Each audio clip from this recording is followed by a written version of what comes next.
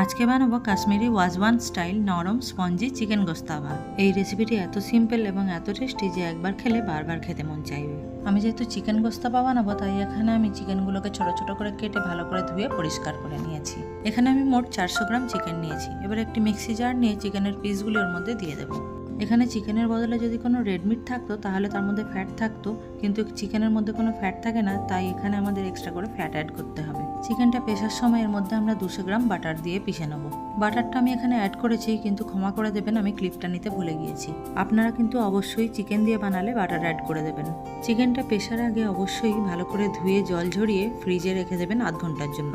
Normal টেম্পারেচারে যদি চিকেনটা পিষতে যান তাহলে ওটা জল ছেড়ে দেবে এবং পাতলা হয়ে যাবে। চিকেনটা পেশার সময় কোনো রকম মশলা দেবেন না। চিকেনটা পেশা হয়ে গেলে তারপর একে একে সমস্ত মশলা দিয়ে দেবেন। এর মধ্যে দিয়ে দিয়েছি স্বাদ মতো নুন, একটি ডিম এবং 2 টেবিল চামচ পেঁয়াজ বাটা। এবার এই সমস্ত কিছু খুব ভালোভাবে হাত দিয়ে চটকে চটকে মাখিয়ে নিতে হবে। এই রেসিপিতে চিকেনের মধ্যে খুব বেশি মশলা পড়ে না, এইটুকুই। যা মশলা পড়ে সব গ্রেভির মধ্যে। গ্রেভি বানানোর জন্য একটি বড় সাইজের পাত্র নিয়ে নেব। তার মধ্যে দিয়ে দেবো 700 গ্রাম টক দই, আর দিয়ে দেবো 2 টেবিল চামচ কাঁচা লঙ্কা বাটা,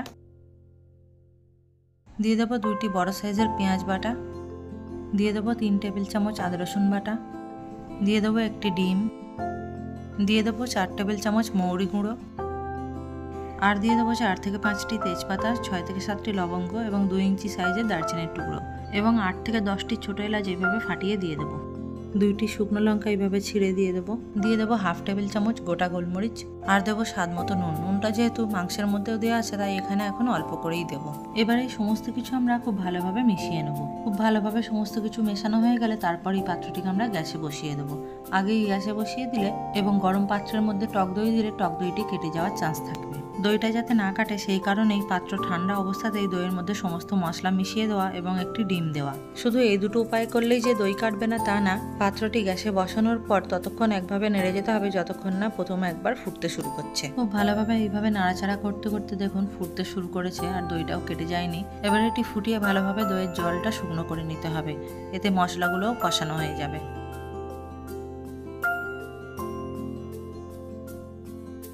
বেশ খানিকক্ষণ ধরে ফুটিয়ে এবং এভাবে নাড়াচাড়া করে দেখুন দইয়ের সমস্ত রস শুকিয়ে গিয়েছে। এবার এর মধ্যে দিয়ে দেবো 2টি বড় এলাচ এবং কিছু ফ্রেশ পুদিনা এভাবে হাতে কচলে দিয়ে দেবো। কাশ্মীরি ওয়াজওয়ানে কিন্তু তারা ড্রাই মিন্ট লিফ ব্যবহার করে, তবে ড্রাই মিন্ট লিফের চেয়ে ফ্রেশ মিন্ট ব্যবহার করলে আরও ভালো টেস্ট হয়। এবার দিয়ে দেবো জল। জলটা একটু বেশি করেই দিতে হবে কারণ গ্রেভিটা আমাদের বেশি লাগবে। এর মধ্যেই চিকেনের কোফতাগুলো দিয়ে আমরা ফোটাবো।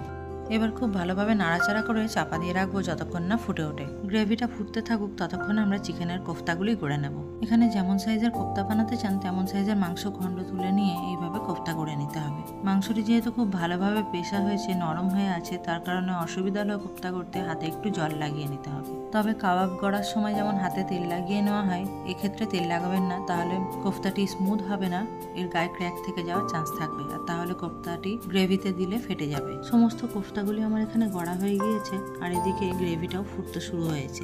গ্যাসের ফ্লেমটা আমাদের হাইতেই থাকবে আর এই ফুটন্ত গ্রেভিতে একটা একটা করে আমরা কোফতাগুলি দিয়ে দেবো। কোফতাগুলি একবারে সব দেবেন না, একটা একটা করেই দেবেন, তা না হলে একবারে সব কোফতাগুলি দিয়ে দিলে গ্রেভির টেম্পারেচারটা ডাউন হয়ে যাবে, তার ফলে গ্রেভিটা আর ফুটবে না চট করে, আর কোফতাগুলি ভেঙে যেতে পারে। কোফতাগুলি দেওয়ার পরেও দেখুন খুব ভালোভাবে ফুটছে। এবার একটি চাপা দিয়ে রাখতে হবে কিছুক্ষণ। গ্রেভিটা ফুটতে থাক ততক্ষণ আমরা একটি ফ্রাইং প্যান নিয়ে তার মধ্যে দিয়ে দেবো রিফাইন্ড অয়েল এবং ঘি। এখনো পর্যন্ত রান্নাটিতে আমরা কোনো রকম তেল বা ঘি ইউজ করিনি। এই ঘি এবং তেলের মিশ্রণটি গরম হলে এর মধ্যে দিয়ে দেবো 2টি বড় সাইজের পেঁয়াজ কেটে রাখা। এবার এই পেঁয়াজটিকে ভেজে আমাদের বেরেস্তা বানাতে হবে। আর এই যে তেলটা দেখছেন, তেলটা ওয়েস্ট হবে না, এই পেঁয়াজ ভাজার তেলটাই আমাদের ফোড়ন হিসাবে লাগবে। পেঁয়াজটি আমাদের এখানে বেরেস্তা বানানো হয়ে গিয়েছে। এবার এই বেরেস্তাটি তেল সহ আমরা গ্রেভির মধ্যে দিয়ে দেবো ফোড়ন হিসেবে। এবং দেখতেই পেলেন কোফতাগুলি ফেটে যায়নি, গ্রেভির মধ্যে ফুলে বড় হয়ে গিয়েছে। এইভাবে আরও কিছুক্ষণ গ্রেভিটা ফুটিয়ে নিতে হবে, যতক্ষণ না আপনার পছন্দ মতো গ্রেভিটা রিডিউস হয়ে কমে আসছে। তবে এই রেসিপিতে গ্রেভিটা একটু বেশিই থাকে। এখানে আমার রেসিপিটি কমপ্লিট হয়ে গিয়েছে। গ্যাসের ফ্লেমটি এবার অফ করে দেবো। তাহলে দেখলেন তো কত সহজেই এই চিকেন গোস্তাবা রেসিপিটি তৈরি হয়ে গেল।